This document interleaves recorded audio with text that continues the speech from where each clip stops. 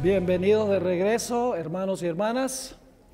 Qué bueno ver que un número de personas significativo está aquí para continuar estudiando la importancia del método que tenemos los adventistas de interpretar las profecías.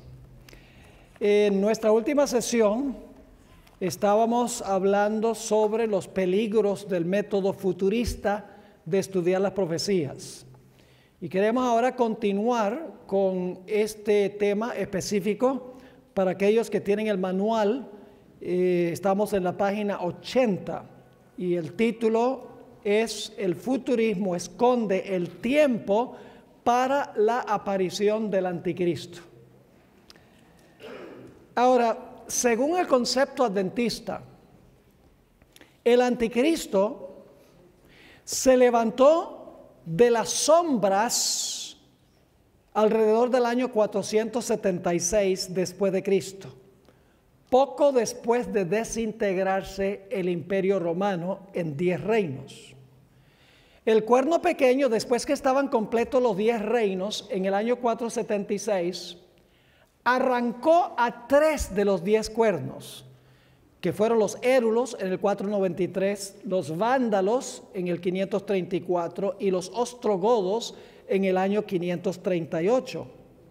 Y luego el cuerno pequeño, habiendo desarraigado 3 de los reinos rebeldes, ahora ascendió al trono en Roma, el trono que había ocupado antes el emperador. Y luego la profecía nos dice que el cuerno pequeño gobernó desde el año 538 después de Cristo hasta el año 1798. Es el periodo que la Biblia se refiere a ese periodo como tiempos, la mitad de un tiempo. También en Apocalipsis se usa la expresión 1260 días. Y en Apocalipsis 11 y Apocalipsis 13 se usa la expresión 42 meses. Y los adventistas hemos dicho que durante ese periodo de 1260 años en la cadena profética, este cuerno pequeño, el papado, hizo varias cosas. En primer lugar, habló blasfemias contra el Altísimo, proclamándose Dios en la tierra y pretendiendo tener poder para perdonar pecados. También dice que persiguió a los santos del Altísimo durante este periodo. Hemos entendido que esto fue durante los 1260 años por mecanismos tales como la Inquisición. Y luego hemos entendido que el cuerno pequeño pensó que podía cambiar la ley y el papado en efecto profesa haber cambiado el día de reposo del cuarto mandamiento del sábado al domingo. Es decir, siguiendo la cadena profética, sabemos que es Babilonia, Medo-Persia, Grecia, el Imperio Romano. Luego el Imperio Romano se divide en 10 reinos, 476. Luego el papado, usando el poder civil, arranca 3 de los 10 que son rebeldes y ahora tiene la supremacía, porque todo enemigo, todo opositor ha sido quitado del medio y entonces el papado ahora reina por 1260 años, desde el 538 hasta 1798. Pero, escuchen bien, si el anticristo no apareció poco después de desintegrarse el imperio, entonces no ha aparecido todavía. Y si no ha aparecido todavía, escuchen bien, el papado no tiene nada que ver con el cumplimiento de Daniel 7. Y por lo tanto el papado no sería responsable de cambiar la ley de Dios. ¿Me están entendiendo la seriedad de esto? Los futuristas enseñan que Daniel 2 se cumplió en la cadena profética hasta las piernas. Pero dicen, al igual que nosotros, que la cabeza de oro es Babilonia, pecho y brazos de plata Medo-Persia, vientre de bronce Grecia, piernas de hierro Roma. En ese sentido son igual que los adventistas, pero dicen que después del periodo de las piernas, los 10 dedos no se cumplieron consecutivamente. Dicen que han pasado 2000 años y no se han cumplido todavía los pies. Aunque la historia demuestra claramente que el Imperio Romano se dividió en 10 reinos. Sucedió en el 476, pero ellos dicen, no, eso no se cumplió. Es decir, hay 2000 años entre las piernas y los pies de la imagen de Daniel el capítulo 2. Entonces ellos dicen, lo que va a suceder es después del rapto, entonces empiezan a cumplirse los 10 dedos de los pies y empiezan a cumplirse los 10 cuernos en la cabeza de la cuarta bestia de Daniel el capítulo 7. Si ese es el caso, entonces ¿cuándo va a aparecer el anticristo? ¿Ya apareció en la historia o va a aparecer en el futuro? Va a aparecer en el futuro. Y si apareció en el futuro, ¿tiene el papado algo que ver con el cumplimiento de esta profecía? Absolutamente nada. El diablo ha querido esconder la identidad del cuerno pequeño, la identidad de la bestia, proyectando el cumplimiento al futuro, en vez de mostrar que el cumplimiento llegó a existir durante el periodo de la cadena profética. Así que yo pregunto, ¿el método futurista esconde el tiempo cuando debía aparecer el anticristo? Sí. La Biblia dice que iba a aparecer cuando cayera el Imperio Romano y se dividieran 10 reinos y cuando el cuerno arrancara 3 cuernos con la ayuda del poder civil. Pero lo que dicen los futuristas, no, los pies no se cumplieron, los 10 cuernos no se han cumplido. Eso va a pasar después del rapto, en el futuro. Entonces, si ese es el caso, el papado nada tiene que ver con el cumplimiento de las profecías. El futurismo también oculta el lugar a donde aparece el anticristo. Para los adventistas del séptimo día, el cuerno pequeño o la bestia representa lo mismo que el cuerno pequeño, representa un sistema de cristianismo apóstata que surgió después que se desintegró el Imperio Romano. Según el concepto que tenemos nosotros los adventistas del séptimo día, el templo, escuchen bien, a donde se sienta el anticristo, según Tesalonicenses 2 dice que se sienta en el templo de Dios como Dios, haciéndose parecer Dios. Nosotros los adventistas, al igual que Martín Lutero, Juan Calvino, John Wesley, Ulrico Zwinglio, todos los reformadores, decían que el templo no era el templo literal en Jerusalén en un futuro, sino que el templo era el templo espiritual de la iglesia. Es decir, la iglesia es el templo. No es un templo literal, es un templo espiritual. Pero ahora escuchen bien.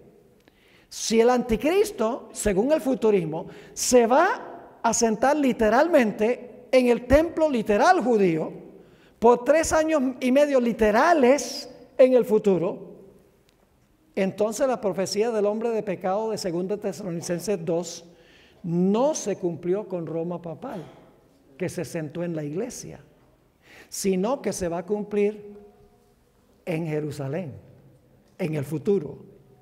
De esta manera, el cumplimiento de esta profecía con el papado se oculta, pues la gente está buscando al anticristo en el lugar equivocado.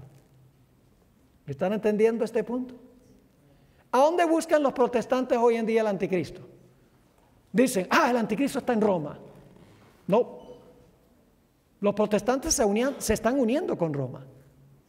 Los grandes líderes protestantes, los grandes evangelistas de la televisión, uno tras uno ha hecho viajes a Roma y después de visitar se han mostrado admirados del papado.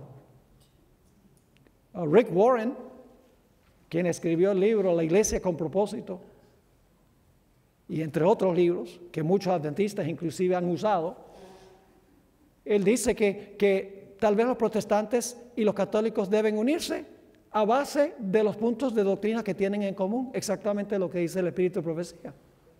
Yo les pregunto, ¿ustedes creen que si ellos interpretaran las profecías de acuerdo a un método historicista, que ellos estarían dispuestos de unirse con el papado?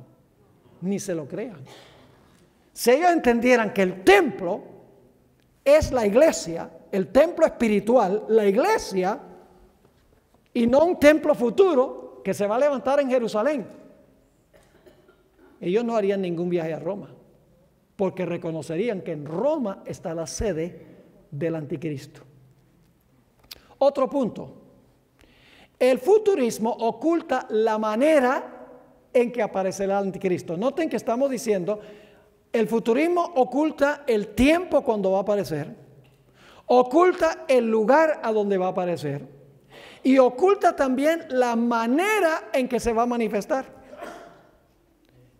El futurismo enseña que el cuerno pequeño o la bestia representa a un individuo malévolo que se levantará en el futuro después del rapto de la iglesia. En contraste, nosotros los adventistas, junto con los reformadores protestantes, creemos que el anticristo es un falso sistema cristiano que ya se levantó y que se sentó en el templo espiritual, es decir, en la iglesia. ¿Saben ustedes que cada vez que el apóstol Pablo usa la expresión templo de Dios, nunca lo aplica al templo literal judío? Lo aplica a nuestro templo espiritual, que es nuestro cuerpo, y lo aplica a la iglesia. Es decir, 2 Tesalonicenses 2, donde dice que el anticristo se sienta en el templo de Dios como Dios, haciéndose parecer Dios. En todos los demás lugares, la palabra templo se refiere al templo espiritual, a la iglesia. Quiere decir que el anticristo se va a sentar en la iglesia, no en un templo literal reconstruido en Jerusalén. Ahora, escuchen bien, si el cuerno pequeño o la bestia es un personaje blasfemo que se levantará en el futuro, entonces no puede representar a un sistema cristiano apóstata que se levantó en el pasado. ¿Me están entendiendo el punto? Por así decirlo, si es un ateo blasfemo que se opone abiertamente a Dios, entonces la iglesia cristiana nada tiene que ver con el cumplimiento de esta profecía. Ahora, hay un individuo que murió hace unos años, escritor de muchos libros, se llama Dave Hunt, futurista, pero discrepaba en algunos puntos del modo común de pensar de los futuristas. Yo quiero leerles lo que él escribió en cuanto a cómo será el anticristo. Acertó. No estoy diciendo que todo lo que dice es confiable, porque es un futurista. Pero en este aspecto que voy a leer, tenía razón de cómo iba a aparecer el anticristo, la manera en que el anticristo iba a aparecer. En su libro Global Peace, Paz Global, página 7 y página 8, escribió lo siguiente: mientras que el prefijo anti generalmente significa contra u opuesto a, porque generalmente pensamos que anti significa contra. Él dice, aunque generalmente es cierto que el prefijo anti generalmente significa contra u opuesto a, también puede significar en lugar de o un sustituto de. Y no tengo tiempo de darles varios ejemplos de eso. Sigue escribiendo. El anticristo reunirá en sí mismo ambos significados. Se opondrá a Cristo al mismo tiempo que profesa ser Cristo. En vez de lanzar un ataque frontal contra el cristianismo, el malvado pervertirá a la iglesia desde adentro, profesando ser su fundador. Tremendo, ¿verdad que sí? Con sagacidad representará mal a Cristo, profesando ser Cristo. Y aquí es donde el panorama se complica. Si el anticristo pretenderá ser Cristo, entonces sus seguidores deben ser cristianos. ¡Qué descripción tan correcta! No es la descripción común y corriente que dan los futuristas. Él no era un futurista completo. En este sentido tenía razón de la forma en que iba a aparecer el anticristo. El anticristo no va a ser un ateo blasfemo que desafía a Dios y dice, muéstrame que existe. No, no, no. Enseguida los cristianos se opondrían a ese. El diablo es mucho más sigiloso.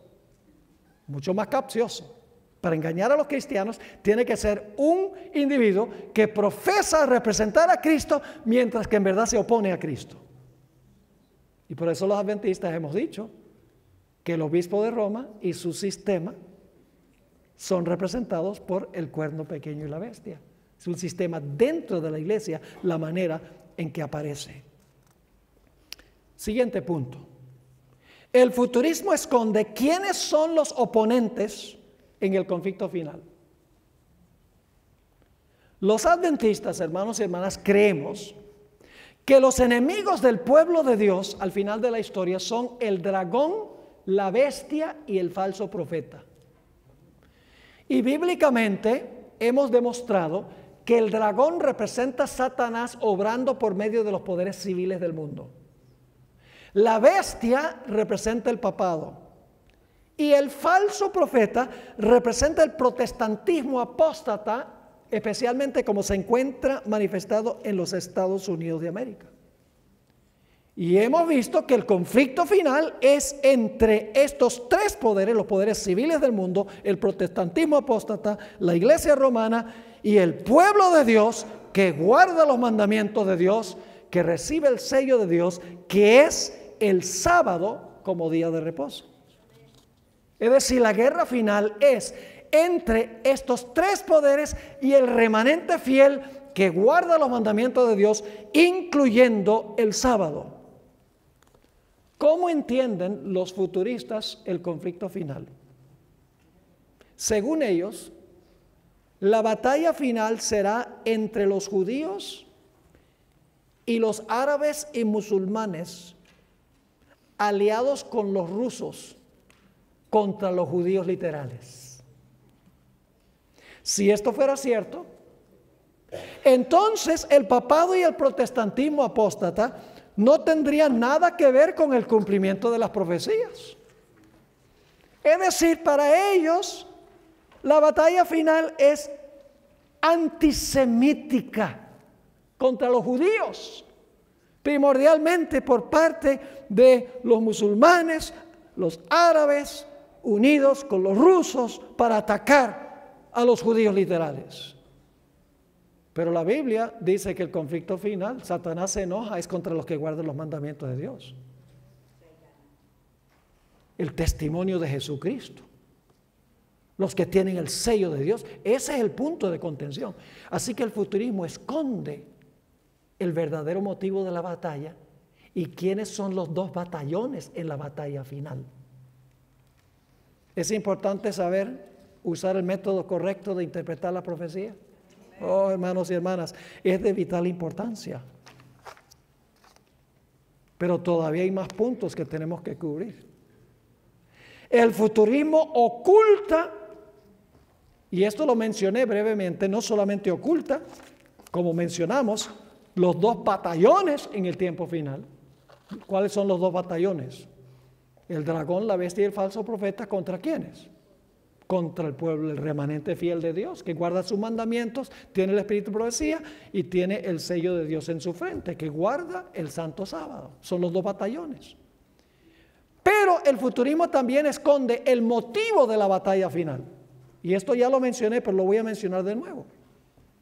Según los adventistas, los puntos de contención en el conflicto final serán la ley, el sábado y la adoración.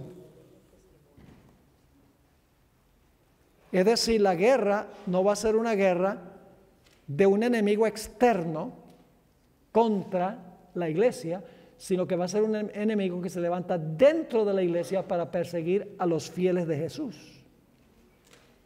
En contraste, las iglesias cristianas que creen en el futurismo enseñan que la batalla va a ser por el petróleo del Medio Oriente, o va a ser el islamismo radical que odia a los judíos. Es una batalla antisemítica, en otras palabras. Han perdido de vista el motivo de la batalla final. El futurismo esconde cuál es la razón de la batalla final. No solo eso, sino que el futurismo oculta el origen de la iglesia remanente. Satanás no quería que la gente supiera cuándo iba a surgir la iglesia remanente. Y ustedes dicen, ¿cómo es esto? Vamos a leer Apocalipsis 12, 17. El último versículo del capítulo 12. Apocalipsis 12 y el versículo 17. Todos conocemos este versículo, posiblemente de memoria. Dice: entonces el dragón se airó contra la mujer y se fue a hacer guerra contra el remanente de la simiente de ella. ¿Y por qué está enojado el dragón con el remanente de la simiente? ¿Porque qué? Porque guardan los mandamientos de Dios y tienen el testimonio de Jesucristo. Ahora escuchen lo que les voy a decir. Apocalipsis 12, 17 es la culminación de varios eventos en cadena en el capítulo 12. Solamente les puedo resumir. El material está en el manual. Pero en Apocalipsis 12 tenemos varias etapas. Hay una cadena histórica de eventos sucesivos, uno después de otro. El capítulo 12 comienza con Juan viendo una mujer que está embarazada con un bebé. ¿Qué representa la mujer? La iglesia. ¿Cuál iglesia? ¿La del Antiguo Testamento o la del Nuevo? Tiene que ser la iglesia del Antiguo Testamento. Y ustedes dicen, ¿por qué? Porque el bebé es Jesús y el bebé no ha nacido. Usted no puede tener Nuevo Testamento sin que Jesús haya nacido. Entonces, Apocalipsis 12 empieza con la iglesia en el Antiguo Testamento que va a traer al mundo ¿a quién? A Jesús. Yo pregunto, ¿la iglesia judía trajo al mundo a Jesús? Sí, Señor. ¿Era Jesús descendiente de Abraham? ¿Era descendiente de David? ¿Se preservó todo el linaje del Mesías? Vayan a Génesis 5. Da la genealogía desde Set hasta Noé. Luego Génesis 11 da desde Noé hasta Abraham. Y Mateo el capítulo 1 da desde Abraham hasta Jesús. Jesús nació del pueblo judío. Empieza en el Antiguo Testamento con la iglesia del Antiguo Testamento. Y luego el bebé nace. Ese ya es el nacimiento de Jesús. Luego dice que el dragón quiere matar al niño, pero no puede. El niño es arrebatado a Dios y a su trono. Esa es la ascensión de Jesús. Luego dice que la iglesia tiene que huir al desierto por 1260 años. ¿Están viendo la cadena? Hay una cadena. Iglesia del Antiguo Testamento, Jesús nace, el dragón trata de matar a Jesús pero no puede, luego Jesús asciende al cielo, luego vienen los 1260 años, pero dice en el versículo 16 que cuando la mujer y su simiente estaban siendo perseguidos, dice que la tierra ayudó a la mujer y se tragó las aguas de persecución. ¿A dónde hallaron refugio los que eran perseguidos en Europa? En los Estados Unidos de América. Hacia fines de los 1260 años. Y luego viene el versículo 17 que dice: luego el dragón se airó contra la mujer. ¿Por qué se airó contra la mujer y su simiente? Porque la tierra había ayudado a la mujer. Yo pregunto entonces, ¿a dónde iba a surgir el pueblo remanente de Dios? ¿A dónde?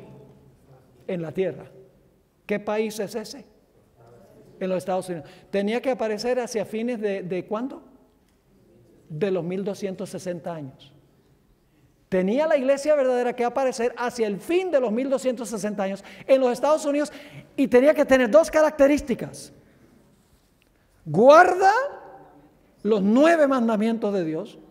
No, guarda los 10 mandamientos de Dios y tiene el don de profecía.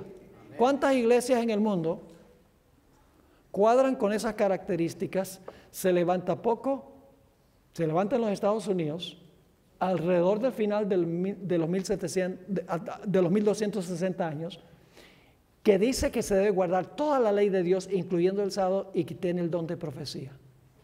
Una sola iglesia. Pero si Apocalipsis 12 se va a cumplir en el futuro, después del rapto de la iglesia, ¿qué tiene eso que ver con el origen de la iglesia adventista? Nada. Satanás quiere esconder la profecía que indica el origen de la iglesia adventista del séptimo día. El diablo es un zorro, ¿sí o no? Él sabe que destruyendo el método, destruye el mensaje. No solo es importante el mensaje de la iglesia adventista, el método que usamos para enseñar el mensaje es igualmente importante, porque si descartamos el método correcto de interpretar las profecías, el mensaje se esfuma y se desvanece como la neblina. Ahora, el siguiente punto que quiero mencionar, y para esto hay que saber algunos detalles aquí en cuanto a la profecía de las 70 semanas y los 2300 días. Yo creo que muchos aquí están versados con esto. Daniel 8:14 dice, y él dijo, hasta 2300 tardes y mañanas, y luego el santuario será ¿qué? Purificado. Ahora, el concepto adventista de esta profecía se basa en tres cosas. Uno, las 70 semanas son la primera parte de los 2300 días. ¿Me están entendiendo? Las 70 semanas son los primeros 490 años de los 2300 años. Segundo, los 2300 días no son días literales, sino que son ¿qué? Años. Y finalmente, no existe un paréntesis entre la semana número 69 y la semana número 70. La 70 se cumple consecutivamente con la 69. No hay ese paréntesis. Ahora escuchen bien, los eruditos que han apostatado de la iglesia adventista, personas como Conright y Ballinger y Fletcher y Desmond Ford, más recientemente, y aún más recientemente un individuo que se llama Dale Retzlaff, que manda una revista que se llama Proclamation, donde le echa tierra todo lo que es adventista, y fue profesor en una escuela secundaria adventista, profesor de Biblia, y ha repudiado todo el adventismo. Todos los eruditos que han abandonado la iglesia, su punto de ataque son los 2300 días y la purificación del santuario. Yo sé que el diablo no quiere mucho esa doctrina. Ahora escuchen bien. Si erramos en la fecha que comienza y termina las 70 semanas, se destruye el cumplimiento de los 2300 días en 1844. ¿Qué sucede si nosotros comenzamos los 2300 días en el 445 en vez del 457? ¿Qué pasa con 1844? Erróneo. Si el comienzo está mal. Y si pensamos que los 2300 días son días literales y no años, se esconde igual el cumplimiento de la profecía en 1844. Lo que Satanás ha tratado de hacer, mis hermanos y hermanas, es esconder el hecho de que en 1844 comenzó el juicio celestial. Ahora, ¿qué pasa si nosotros creemos que hay un paréntesis de 2000 años entre la semana 69 y la semana número 70? ¿Qué hace eso con la profecía de los 2300 días? Nosotros creemos que los 2300 días se basa en las 70 semanas, se cumplen consecutivamente los primeros 490 años, y luego vamos hasta 1844 para completar todos los 2300 días. Pero si usted pone 2000 años entre la semana 69 y la semana 70, ¿qué pasa con la fecha 1844? No existe. Porque la interpretación depende de una comprensión de que esto es consecutivo, sin paréntesis y sin interrupciones. Pero hay algo más. Los pioneros de la iglesia adventista que descubrieron en la Biblia esta profecía de los 2300 días y que iba a comenzar el juicio en 1844 en el lugar santísimo del santuario celestial, poco después de 1844 empezaron a descubrir las verdades distintivas de la iglesia adventista, las verdades que nos distinguen de los demás cristianos. ¿Saben dónde se encuentran las doctrinas que nos distinguen de todos los demás cristianos? En el lugar santísimo del santuario. Es decir, cuando ellos entendieron que en 1844 comenzó el juicio en el lugar santísimo, entraron por fe con Jesús al lugar santísimo y ahí encontraron las doctrinas claves de la iglesia adventista. ¿Qué se encontraba en el arca del pacto? ¿Qué dice el mundo cristiano de los 10 mandamientos? Clavados en la cruz. ¿Qué está en el centro de los 10 mandamientos? El sábado. ¿Qué dice el mundo cristiano del sábado? Era para los judíos.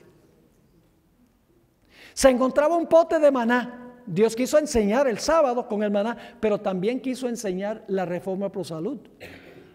¿Recuerdan que Dios dio, el pueblo de Israel se aburrió del maná? Queremos carne. No querían la dieta sencilla que Dios dio.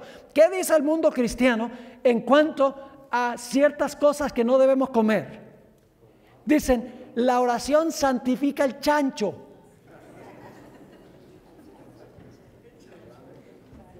Y los camarones, y las langostas, y las ostras.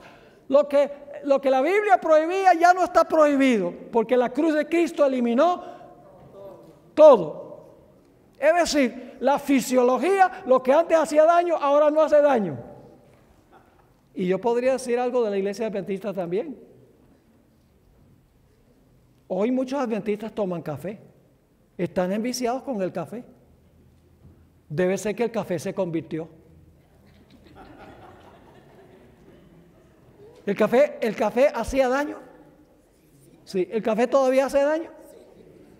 Entonces, ¿cómo ahora justificamos el café? Y la gente dice, el pastor Borges es un fanático, me dice que no debemos tomar café. ¿Acaso él está viviendo todavía en el siglo XIX? La fisiología humana no ha cambiado. Si la hermana White dice que el café hacía daño al sistema nervioso, todavía hace daño al sistema nervioso. Y debemos abstenernos de usarlo.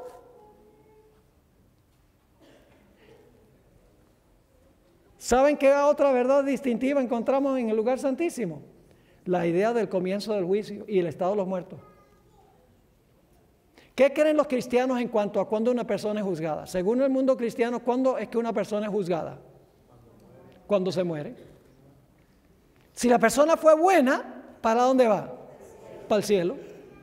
Y si la persona fue mala, para el infierno. Y si fue medio mala, para el purgatorio. Pero si usted cree que el juicio comenzó en 1844, entonces usted tiene que decir que nadie fue al cielo ni al infierno antes de 1844. Porque Dios no iba a dar la recompensa sin antes juzgar a la gente. Se juzga y luego se da la recompensa. Pero si la gente se va al cielo o al infierno cuando se muere antes de 1844, entonces ya fueron juzgados. ¿Para qué un juicio en 1844? Está relacionado con el estado de los muertos. ¿Qué dice el mundo cristiano del estado de los muertos? Dicen, los muertos todos saben.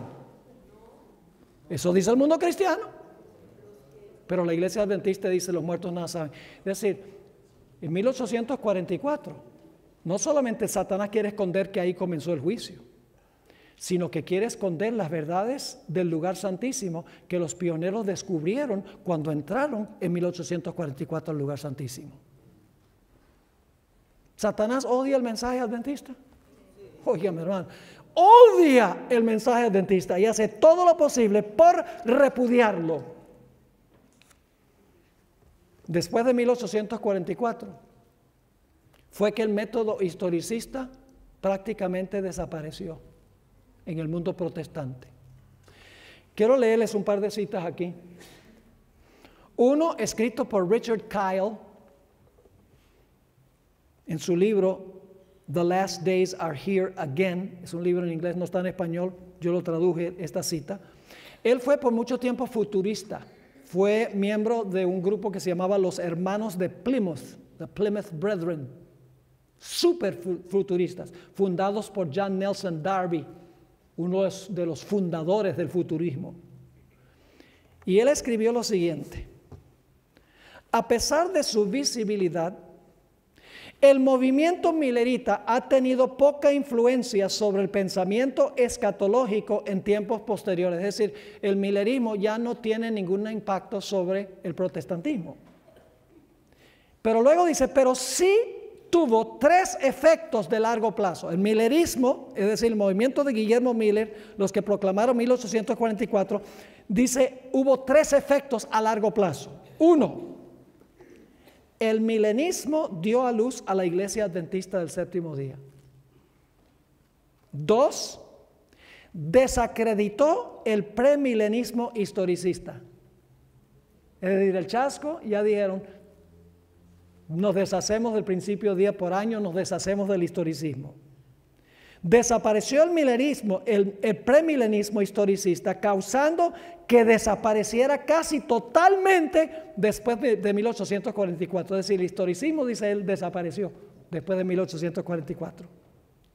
Y luego el tercer asunto es que el fiasco milerita demostró los peligros de fijar fechas para el retorno de Jesús. Así que este autor, que no es adventista, dice, este movimiento dio a luz a la iglesia adventista, se deshizo del historicismo y, en tercer lugar, mostró el peligro de fijar fechas para la venida de Jesús. En la página 102 de su libro escribió, el gran chasco de 1844 diezmó el premilenismo historicista, pero un premilenismo futurista que se llama dispensacionalismo pronto apareció en el escenario. Qué interesante. Desapareció el historicismo y tomó su lugar, ¿qué cosa? El dispensacionalismo, o lo que él dice, un premilenismo futurista. Otro escritor, Thomas Ice, escribió, otro futurista, este no es adventista tampoco, el historicismo, que fuera el punto de vista dominante de los protestantes desde el tiempo de la Reforma hasta mediados del siglo pasado. Estaba escribiendo todavía en el siglo XX, o sea que está hablando del siglo XIX. Parece tener poco atractivo como sistema de interpretación profética entre los cristianos conservadores. Y luego pone entre paréntesis, con la excepción de los adventistas del séptimo día. Es decir, el historicismo tiene poco atractivo, dice él, para los cristianos conservadores, solamente para los adventistas del séptimo día. Y luego dice, en el mundo evangélico, durante los últimos 150 años, el futurismo ha crecido hasta dominar y vencer el historicismo. El futurismo, según él, ha peleado contra el historicismo y lo ha vencido. Y lo único que tienen que hacer es mirar las iglesias que antes usaban el método historicista, los luteranos, los presbiterianos, la iglesia metodista, todos usaban el método historicista, hoy no lo usan. Después de 1844, con el gran chasco, abandonaron el método historicista y adoptaron el método futurista de interpretar las profecías. La sierva del Señor, en el libro Primeros Escritos, página 256, escribió lo siguiente: después del gran chasco de 1844, Satanás y sus ángeles estuvieron muy atareados poniendo trampas para perturbar la fe del cuerpo de los creyentes.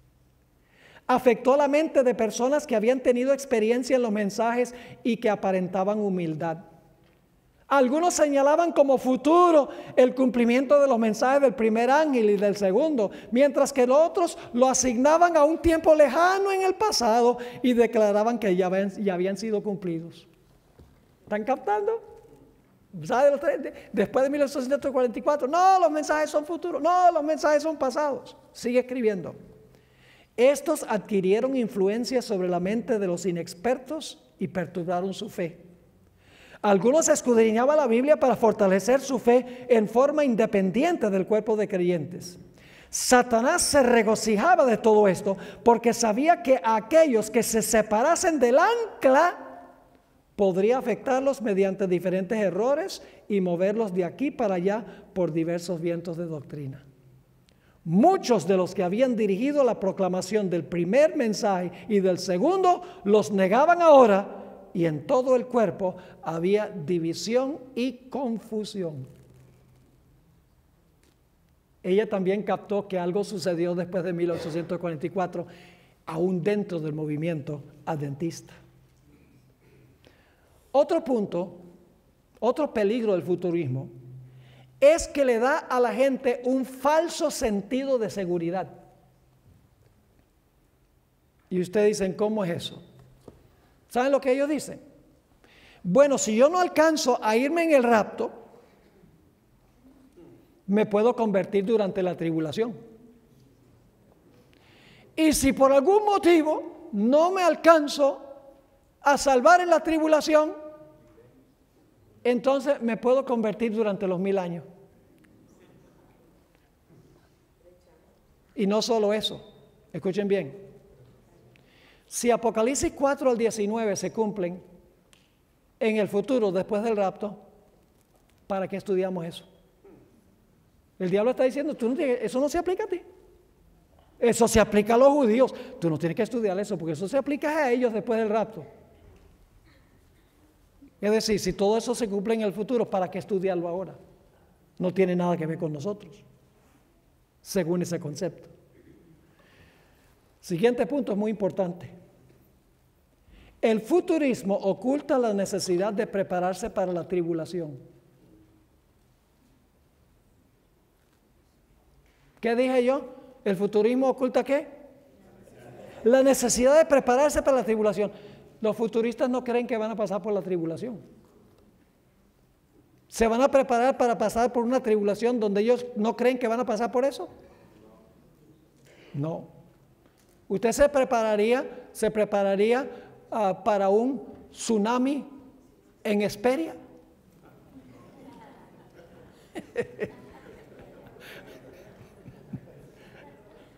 No, porque dice, no va a haber un tsunami aquí en Hesperia. Usted no se prepara para aquello que piensa que no va a ocurrir. Y ellos dicen, nos vamos en el rapto. La tribulación es para los pobres judíos. Y se confían. Satanás sabe que vamos a necesitar una preparación especial para pasar por el tiempo de angustia.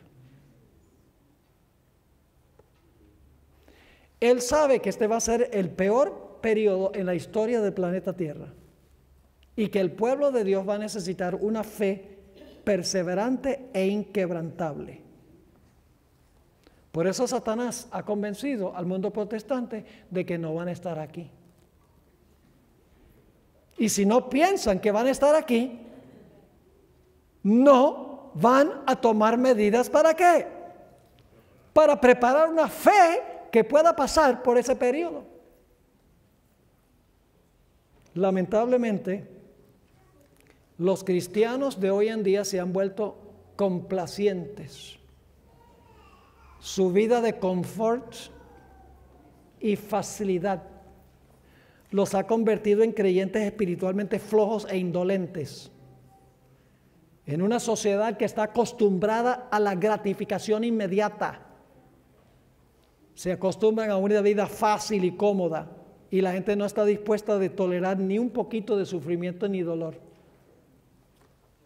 Imagínense ustedes, hay una iglesia que se llama Pare de Sufrir.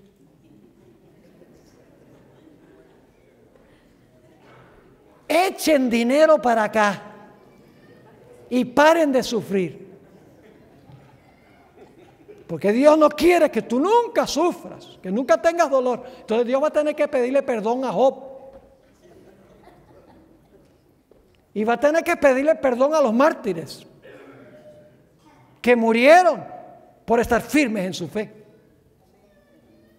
Lo que pasa, los cristianos hoy quieren una vida fácil, suave, light, gospel light. Vienen a la iglesia y quieren que se les entretenga, que los pongan a reír y a sentir una emoción, y a la media hora cuando salen y se va la emoción no queda nada. Es tiempo de estudiar las Escrituras, porque lo que viene es candela. La sierva del Señor, El conflicto de los siglos, página 607, escribió: el tiempo de angustia, cual nunca fue después que hubo gente, pronto nos sobrevendrá.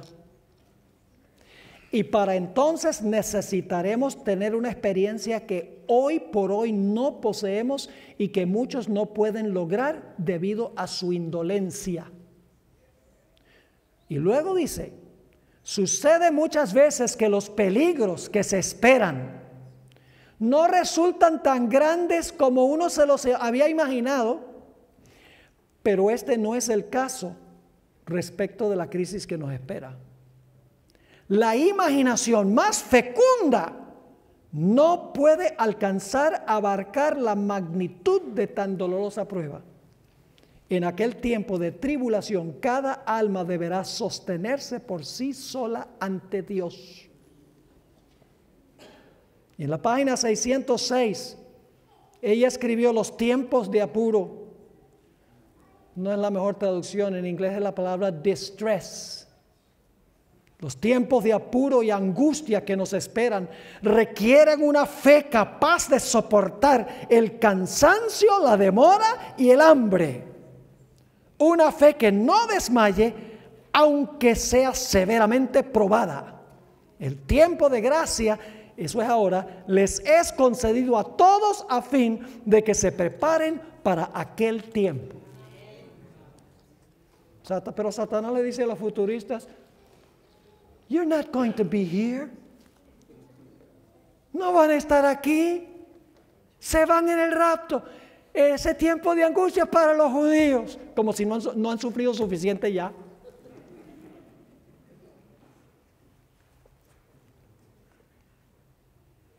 Note lo que dice Mateo 24, 21 y 22. Mateo 24, 21 y 22. Hablando del tiempo de angustia, la Biblia dice, Jesús está hablando aquí: porque habrá entonces gran tribulación, cual no la ha habido desde el principio del mundo hasta ahora, ni la habrá. Así de terrible va a ser. Y si aquellos días no fuesen acortados, nadie sería salvo, mas por causa de los escogidos, aquellos días serán acortados. Así de terrible va a ser. Yo pregunto, ¿creen ustedes que fue una gran prueba para los 3 jóvenes ser echados en el horno de fuego? ¿Creen que fue facilito? ¿Por qué no tenían miedo de ser echados al horno, que representa el tiempo de angustia? Porque tenían una confianza implícita en su Dios. Y cuando Daniel fue echado en el foso de los leones, el rey le dice: Daniel, el Dios a quien tú continuamente sirves, ¿te ha podido librar? Continuamente sirves. Y al final de la historia dice que Daniel fue librado porque creyó en su Dios. ¿Cuándo debemos desarrollar esa relación con Dios? Pasado mañana. Hoy. Porque yo no sé si yo voy a estar vivo en un minuto. Hoy es el día de la salvación. Y escuchen bien, si nosotros no llegamos al tiempo de angustia después que se cierre la puerta de la gracia y llegamos nosotros a morir, se cerró la puerta. Así que no se confíen y digan: bueno, con tal que no se haya cerrado la puerta, todavía hay oportunidad. Porque el momento cuando nos morimos, se cerró la puerta, aunque no lleguemos al cierre de la gracia del mundo. Así que tenemos que estar bien con Dios. Fíjense lo que dice Daniel 12:1 de este tiempo de angustia. En aquel tiempo se levantará Miguel, el gran príncipe que está de parte de los hijos de tu pueblo, y será tiempo de angustia. ¿Qué clase de tiempo de angustia? Cual nunca fue desde que hubo gente hasta entonces. Pero aquí viene la buena nueva. Pero en aquel tiempo será libertado tu pueblo, todos los que se hallen escritos en el libro. Así que si permanecemos fieles a Dios, seremos librados. pero los que no están esperando estar aquí durante ese periodo serán hallados, según dice la sierva del Señor, en medio del tiempo de angustia, sin refugio. Último punto para el cual nos queda tiempo. No creo ni siquiera que vamos a tener tiempo de terminarlo, pero en esta sesión, pero vamos de todas maneras a empezar este punto. Los futuristas serán engañados por la falsa segunda venida de Jesús. ¿Han oído de que Satanás va a falsificar la segunda venida? Sí. Y usted dice, pastor, ¿por qué los futuristas van a ser engañados por la falsa segunda venida de Jesús? Vamos a mirar. La idea de que tiene que haber un rapto antes de la segunda venida gloriosa de Jesús, es decir, una primera venida para llevarse a los fieles al cielo y luego 7 años después la venida gloriosa de Jesús. La razón por la cual los futuristas creen eso es porque Jesús hizo 2 promesas a su pueblo. La primera promesa está en Juan 14, 1 al 3, que ustedes conocen muy bien. No se turbe vuestro corazón. ¿Creéis en Dios? Creed también en mí. En la casa de mi Padre, ¿dónde es eso? En el cielo. Oramos, Padre nuestro que estás en el cielo. En la casa de mi Padre muchas moradas hay. Si así no fuera, yo os lo hubiera dicho. Voy pues, ¿a dónde iba a ir Jesús? Al cielo, a la casa del Padre. Voy pues a preparar lugar para vosotros, y si me fuere y os preparar el lugar, vendré otra vez y os tomaré a mí mismo, para que donde yo estoy vosotros también estéis. ¿Prometió Cristo llevar a su pueblo al cielo, sí o no? Sí, Señor. ¿Eternamente para el cielo? No. Hizo una segunda promesa. Se encuentra en Mateo 5:5. Bienaventurados los mansos, porque ellos recibirán la tierra por heredad. Entonces los futuristas dicen, para Jesús poder cumplir esas 2 promesas, de llevar a su pueblo al cielo y también tomar la tierra por heredad, tiene que haber un rapto antes de la segunda venida. Entonces, lleva al pueblo a la casa del Padre por 7 años, ahí se cumple la primera promesa, y luego regresa y los santos toman la tierra por heredad. Pero nosotros los adventistas tenemos un concepto bíblico de cómo Cristo también puede cumplir las 2 promesas. Y es que hay una sola segunda venida gloriosa. Y cuando Cristo venga por segunda vez, va a llevar a su pueblo ¿a dónde? Al cielo por 1000 años. Ahí cumple la primera promesa de llevarnos a la casa del Padre. Y después de los 1000 años, viene a la tierra, hace cielo nuevo y tierra nueva, y los santos toman la tierra por heredad. No es necesario inventar un rapto para Cristo cumplir las 2 promesas. Pero como los futuristas creen que los 1000 años el pueblo va a estar aquí, entonces tienen que inventar un rapto para que Jesús cumpla las 2 promesas. Así que su concepto del rapto se basa en un concepto erróneo del milenio. ¿Me están entendiendo lo que estoy diciendo? Ahora, los que esperan que Jesús vuelva en gloria para restablecer su reino milenial en la tierra, serán engañados por la falsa segunda venida de Jesús. Porque van a estar esperando que Cristo va a venir en su venida gloriosa, va a pisar la tierra, va a sanar las enfermedades, va a hablar bonito. Aquí lo están esperando. ¿Me están entendiendo el punto? No solo entonces es importante saber que Jesús vendrá, sino que hay que saber cómo vendrá.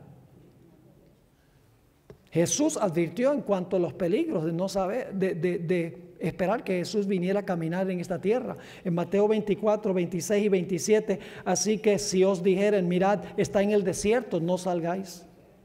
O mirad, está en los aposentos, no lo creáis. Porque como el relámpago que sale del oriente y se muestra hasta el occidente, así será también la venida del Hijo del Hombre. Pero como los futuristas están esperando que va a haber un rapto y que luego viene la venida gloriosa de Jesús, y Jesús cuando venga va a pisar la tierra y va a caminar sobre la tierra como un ser glorioso, etcétera, se van a comer el cuento. ¿Me están entendiendo el punto? Ahora quiero leerles un pasaje. Este pasaje es demasiado largo para el tiempo que todavía tenemos, pero voy a comenzarlo y luego reanudamos en la siguiente sesión. La mano hoja habla de la falsificación de la segunda venida en el conflicto de los siglos, página 624 a la página 626. El acto capital que coronará el gran drama del engaño será que el mismo Satanás se hará pasar por Cristo. Hace mucho que la iglesia profesa esperar el advenimiento del Salvador como consumación de sus esperanzas. Pues bien, el gran engañador aparentará que Cristo ha venido. En diferentes partes de la tierra, Satanás se manifestará a los hombres como un ser majestuoso, de un brillo deslumbrador, parecido a la descripción que del Hijo de Dios da Juan en Apocalipsis. La gloria que le rodee superará cuanto hayan visto los ojos de los mortales. El grito de triunfo repercutirá por los aires: Cristo ha venido, Cristo ha venido. Todos los futuristas que estaban esperando que Jesús viniera a caminar en la tierra. El pueblo se postrará en adoración ante Él mientras levanta sus manos y pronuncia una bendición sobre ellos, como Cristo bendecía a sus discípulos cuando estaba en la tierra. Su voz es suave y acompasada, aunque llena de melodía. En tono amable y compasivo enuncia algunas de las verdades. Noten, algunas de las verdades celestiales y llenas de gracia que pronunciaba el Salvador. Cura las dolencias del pueblo y luego, en su fementido carácter de Cristo, asegura haber cambiado el día de reposo del sábado al domingo. Y manda a todos que santifiquen el día bendecido por Él. Declara que aquellos que persisten en santificar el séptimo día blasfeman su nombre, porque se niegan a oír a sus ángeles que les fueron enviados con la luz de la verdad. Este es el engaño más poderoso y resulta casi irresistible. Si la gente está esperando que Cristo va a venir a caminar en la tierra, ¿van a estar engañados por esto? ¿Por qué no estará engañado el verdadero pueblo de Dios? Porque ellos van a saber cómo Cristo va a venir. Así que no solo es importante saber que viene, sino que hay que saber cómo viene.